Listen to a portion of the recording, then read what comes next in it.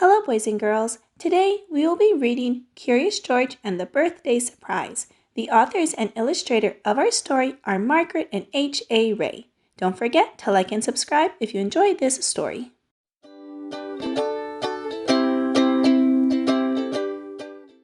This is George. He was a good little monkey and always very curious. Today is a special day, the man with the yellow hat told George at breakfast. I have a surprise planned and lots to do to get ready. You can help me by staying out of trouble. George was happy to help. Later, while George was looking out the window and being very good, he heard some tinkly music. It was coming from an ice cream truck.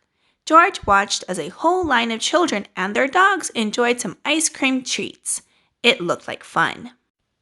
But when the ice cream truck moved on, George forgot all about staying out of trouble and went to find some fun of his own.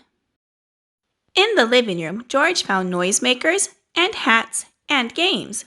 Could this be part of his friend's surprise? Before George could find out, he spotted some streamers, balloons, and colored tissue. He could not resist.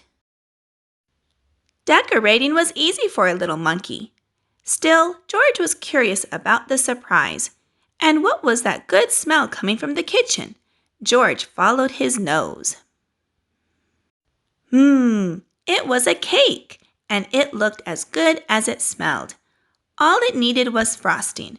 George had seen his friend make frosting before, but today his friend was busy. Maybe George could help. He could frost the cake himself. First, George put a little bit of this in the mixing bowl. Next, he added a little bit of that. Then he turned the mixer on. The frosting whirled around and around. It was whirling too fast. But when George tried to stop the mixer, it only went faster and faster and faster. George lifted the beaters out of the bowl, and frosting flew everywhere. Poor George, he did not mean to make such a mess. He had only wanted to help. Now how could he clean up the sticky kitchen? Just then, George heard the tinkly music again. The ice cream truck was coming back up the street, and George had an idea. Quickly, he opened the door and invited all the dogs in for a treat. In no time, the kitchen was as clean as a whistle. When the dogs finished their snack, George took them back outside. The ice cream truck was still there, and so was his friend. "George," said the man with the yellow hat, "I've been looking for you. It's time for the surprise." George had found hats, games, decorations, and a cake. He was curious. Was the surprise a party?